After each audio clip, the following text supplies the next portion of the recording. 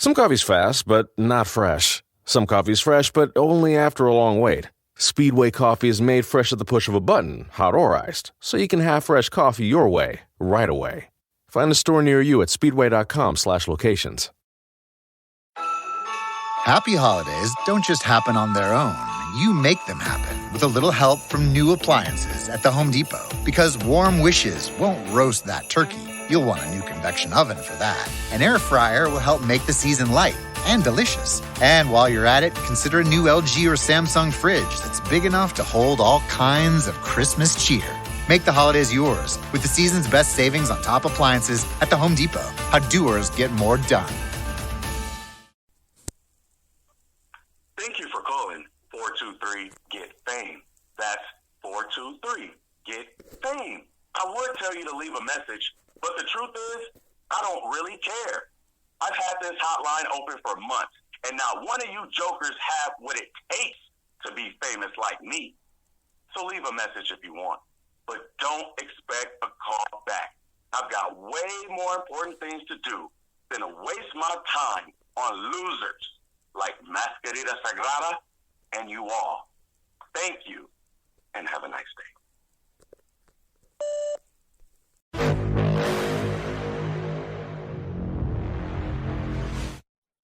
Hey there, folks, and welcome to Season 2, Episode 21 of the Grave Consequences podcast. Of course, we are here to review Lucha Underground Season 2, Episode 21, that is titled 6 to Survive. My name is Caleb Baldwin. You can follow me on Twitter at IamCalebB. Follow Greg at XMaserati. We have a Twitter account for the show as well, at GC_cast. Also, check out everything here on the Social Suplex Podcast Network, including the new to the network, I mentioned it on last week's episode, the AEW Match Guide podcast that is hosted by Sir Sam of the Wrestling Headlines website, formerly Lords of Pain. And check me out every Wednesday night on Eddie and Caleb's HeroCast. That drops right after AEW Dynamite every Wednesday night. That is a hero movie based podcast. At this point, we're somewhere in 2008. We've already recorded Incredible Hulk. We're recording Hancock this week. And speaking of, it is Thursday, October 28th as of recording. And Greg, how are you doing? This is the second part of our 2-episode recording here. I am hurting, but I'm powering through it. Yeah, he took a bad bump on the last episode, but he's gonna power through it. Yep, fell right on my dick. Somehow. Thankfully, Vampiro is going to help me get better with hot wax. Hot wax and a baseball bat to the yam bag. Yes. He's going to yell at you. He's going to dress up like Tobias from Ghost. He's going to do all these things, man. And this is a one-match episode. It's not one of their better ones, in my opinion. I will take... Actually, as far as the one-match episodes go, this is the worst one. Now, granted, they've only done 3 others, but in my opinion, this is the worst one. You know, it's funny you say that, because even though I told you I liked it, and I'm definitely going to rate it higher than you, it is the weakest one episode. Well, I mean, that's not, episode. I was going to say, this is not an insult, but it's like, okay, you've had All Night Long between Prince Puma and Johnny Mundo.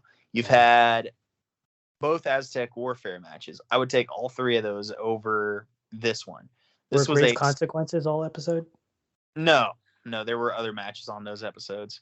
Okay. That being said, no, could you imagine those guys doing stunt brawl for 45 minutes, dude? That would get old. I think I could dig it. I'm saying that would get old, my man.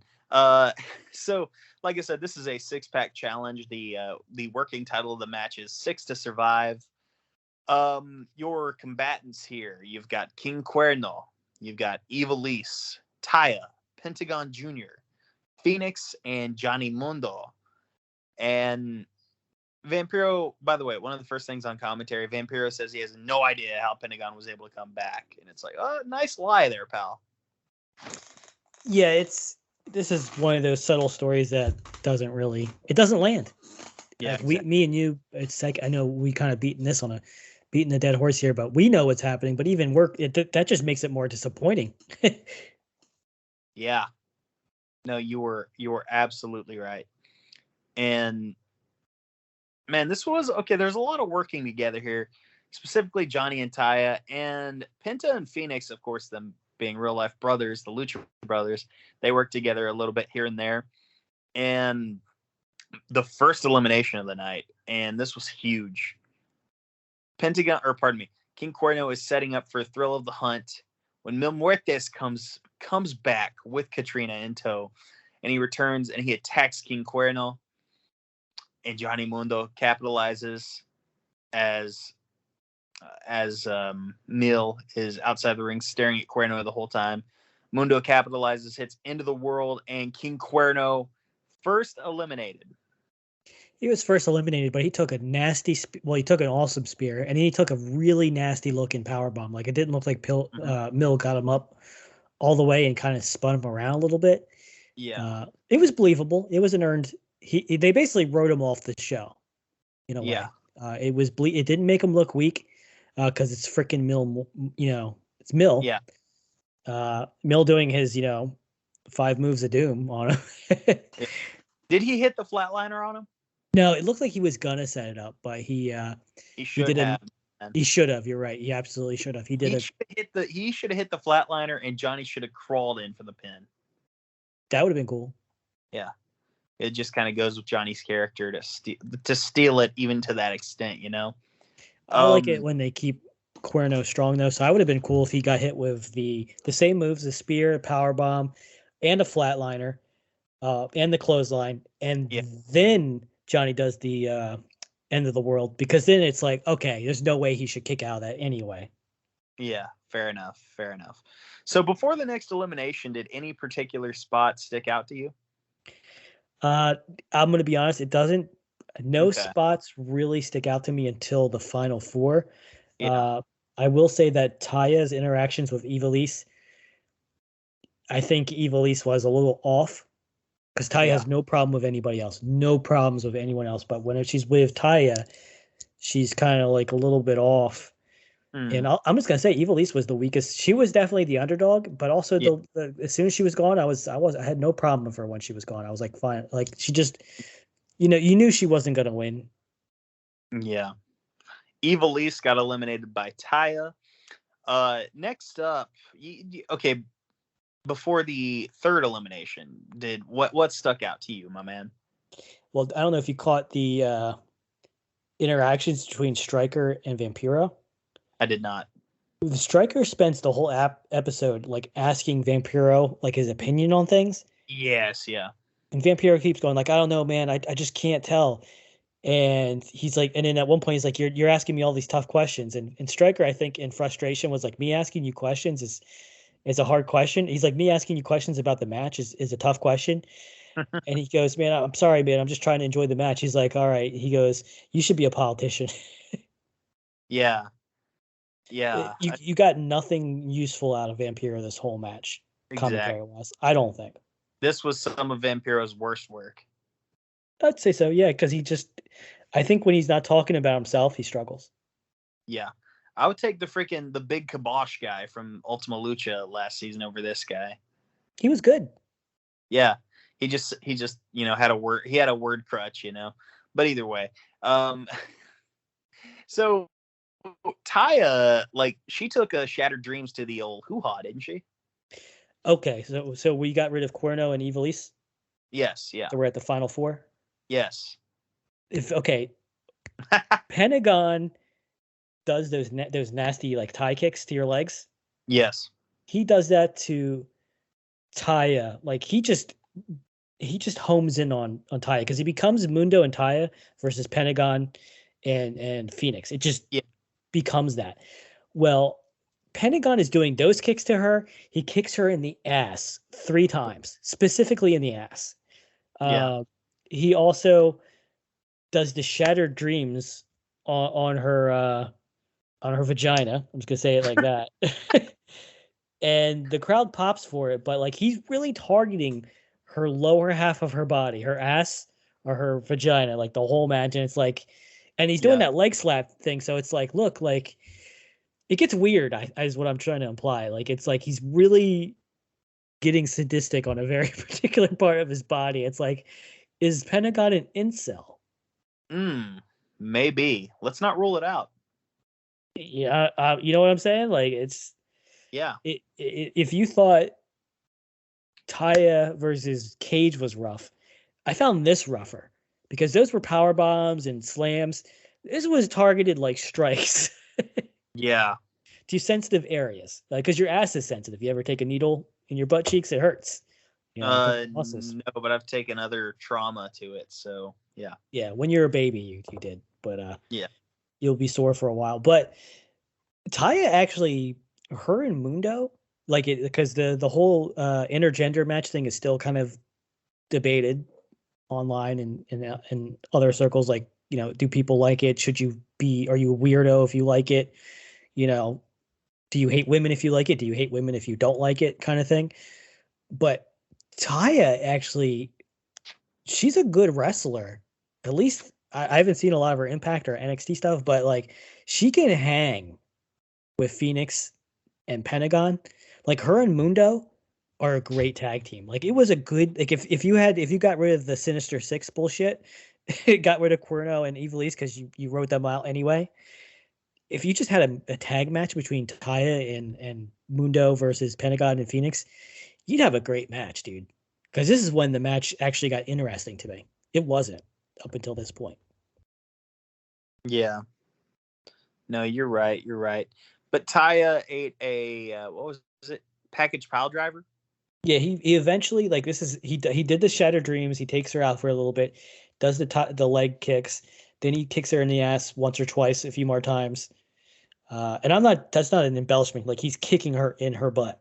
He brings her in, and he does. Eventually, Mundo gets upset, and he gets in Pentagon's face because the whole thing is he always lets Taya take hits for him, but eventually he even gets pissed off, and he's like, "Yo, you're hitting my girl," and him and Pentagon start going injured. But then that gets interrupted, and Pentagon starts picking on women again, and he finally lands a package pile driver and puts her out. And it up until that point, dude, like Taya looked like she belonged way more than Evilise ever did. Because Evilise, when she's in the match, it's always the guys missing punches, missing attacks, her getting out of any move they do, like just being all of a sudden she's fucking Neo. Whereas Taya takes all the hits. Yeah. You know what I mean? And that's my thing is like, I don't want to see an intergender match where the whole thing is like, oh, the woman's untouchable and she can't do it and they can't do it. They can't land a hand on her all of a sudden. It's like, that's just, it's formulaic. It's stupid because Evilise isn't that good. Whereas Taya, she's going in there she got destroyed by Cage. She's taken all of Pentagon's worst shit. And it still takes a package pile driver to take her out. I mean, for me, I think it just makes Taya look way better, way more like if you're going to give me an intergender match, she belongs way more than Evilise ever will. Yeah, no, you're not wrong. You're not wrong, my man. So our final three, we've got Phoenix, Pentagon Jr., and Johnny Mundo. What did any spots before the elimination stick out to you here? Any spots stick out to me at this point?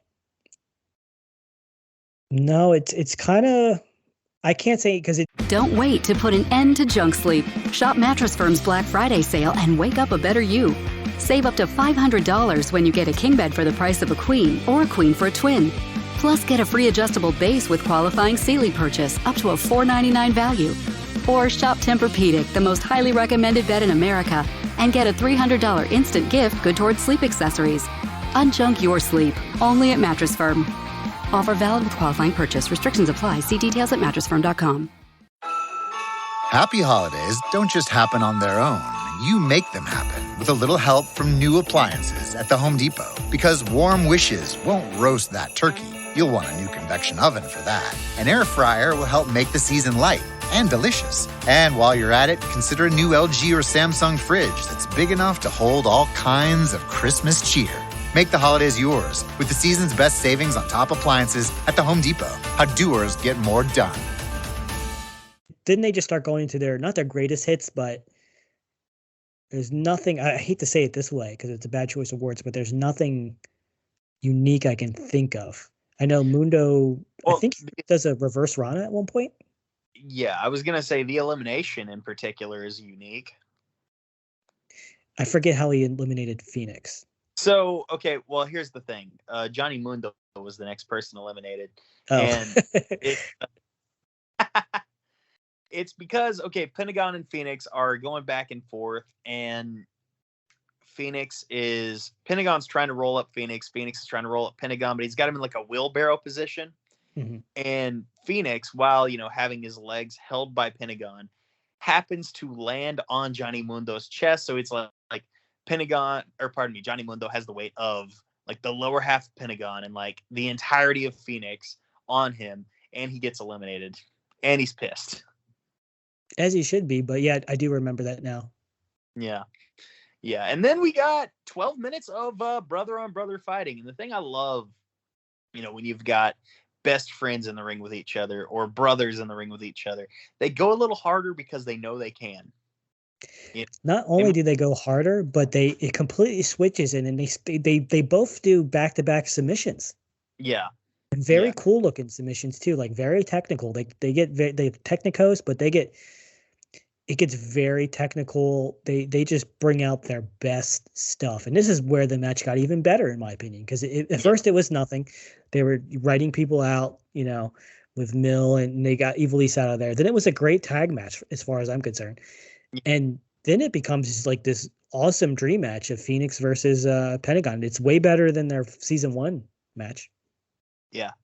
Well, I remember their season 1 match being specifically like very short, but the thing though, again, and I'll go back to it about, you seeing brothers or best friends in the ring with each other, they might throw a potato or two, but it's not a big deal because they know there's no, harm intended there. They know they truly have the best interest at each other, for each other, at heart. But it's like, I'm going to get a little more out of you because I know you're not going to take this personal. And, it's funny, in the previous episode, I noticed when they tagged, there was one point where Phoenix got tagged in by Pentagon. Yeah. And they kind of, for a split second, they dropped characters, and you could tell it was a tag between at least friends before any of their brothers. Like, you can tell when they become Lucha Bros, like, it doesn't start here. It may have started before this in the AAA, but they're just on the same page. Yeah, absolutely. And I mean, when you come from the same womb, you're going to have that. That's just a natural progression, Mm-hmm. But 12 minutes of these guys just going back and forth. And even if I remembered a specific sequence, I wouldn't tell anyone because they should go back and at least watch it as soon as Ivelisse Quinn is eliminated in Ivelisse. As soon as it becomes down to the 4, I'm not going to spoil anything for you, but you should go and watch it because it's great. Yeah. But I mean, like I said, 10 minutes of amazing back and forth, and of course, Pentagon gets the win. And Vampiro seemed shocked and maybe a little upset too. By the way, yeah, he drops character and goes into character. He's basically schizophrenic. Yes, like actually schizophrenic. But I mean, Pentagon gets the win. We've got our main event, I should say, we've got our Lucha Underground Championship match for Ultima Lucha Dos confirmed. Matanza Cueto versus Pentagon Jr. Matanza and Dario come out to the top of the steps of the temple. It's like, why didn't they come out of their office? I didn't even think about that. But either way, they're at the top of the steps for the imagery, and Matanza holds up his belt, Dario holds up his key, and Pentagon just stares him down, and that's the episode. And you hope going into it, like this is a quick rematch, frankly. Yep. And it's going to be on their ultimate show. If Pentagon wins, is that too soon? If Pentagon loses, what's the point? I feel like they kind of, regardless, I think they kind of booked themselves into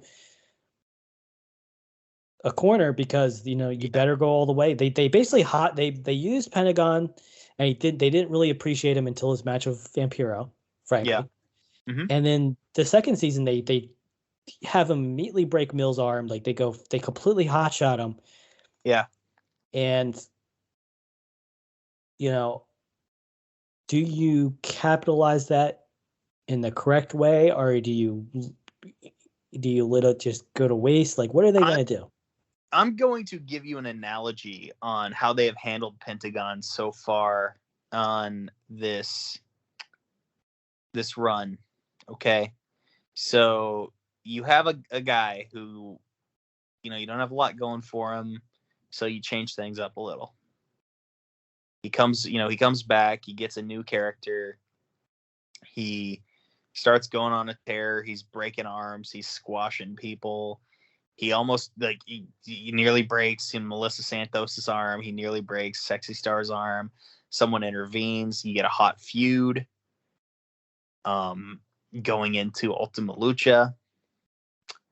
You start the second season. He breaks the champ's arm, the indestructible champion's arm, and it's like, okay, they're gonna do this now. And then you get to the title match and they throw a third guy in there. So he doesn't necessarily have to take the pin.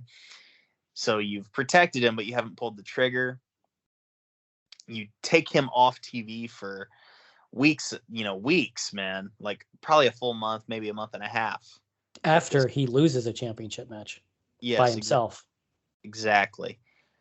And now you've got him come back for another match, and we'll see how that goes. But basically, I'm saying this, Pentagon so far, and people may not like the comparison because, the guy's an asshole, but Pentagon and Lucha Underground so far is like 2012 Ryback in WWE. I don't get that reference because I wasn't watching back then, but hopefully others do. Well, Ryback was formerly Skip Sheffield in the Nexus. He broke his arm. He was out for like a year and a half, 2 years. Comes back summer 2012, gets on an undefeated streak, basically out there looking like Goldberg in a singlet. Mm-hmm. Squashing people. He's got the feed me more. And that gets really over. He can do a shoulder twitch and people are just chanting, feed me more.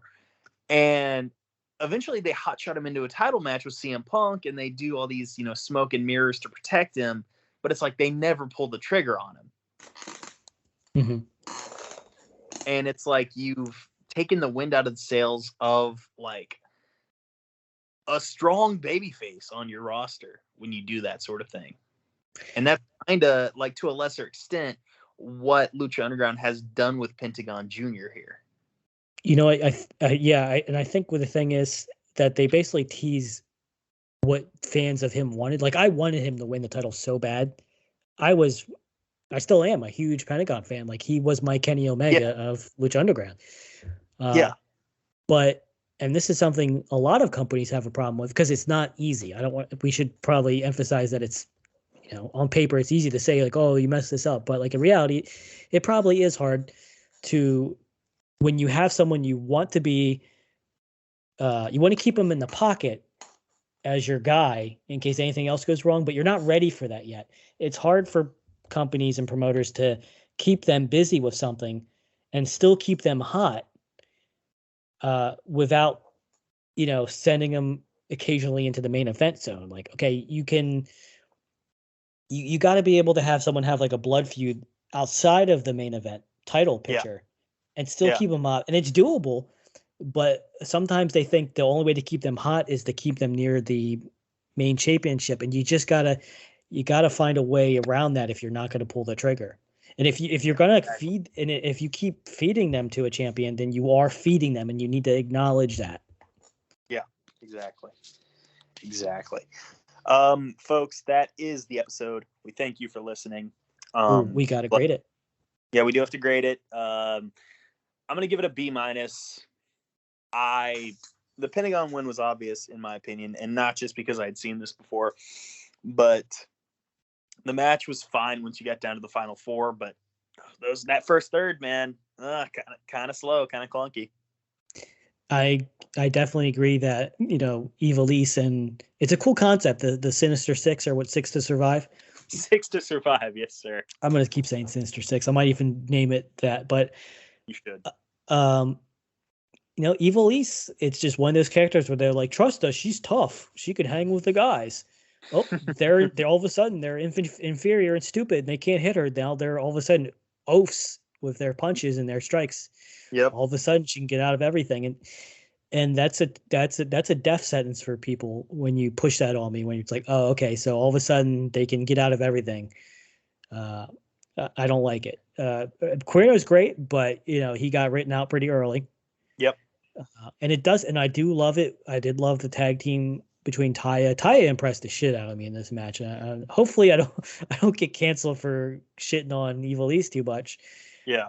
But the main you shouldn't. She's a pariah, so you should be fine.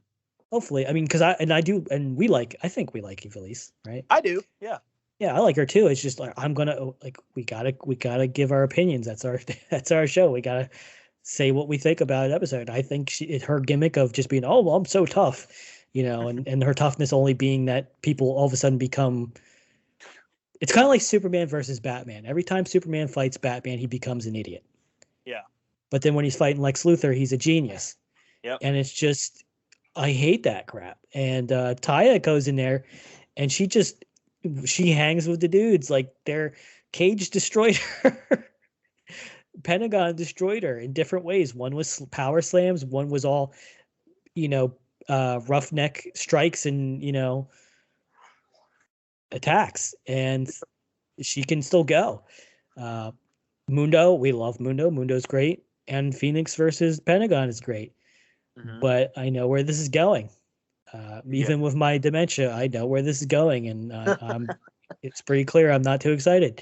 Yep. I'm going to give it a B+ because it, for a one match show, it kept my interest. It actually took me out of my funk when I wasn't really enjoying the previous episode. Yeah. Fair enough. Well, folks, again, that's the show. We thank you for listening, and God bless you. And just remember that if you are a woman in the ring with Pentagon Jr., you might just suffer grave consequences.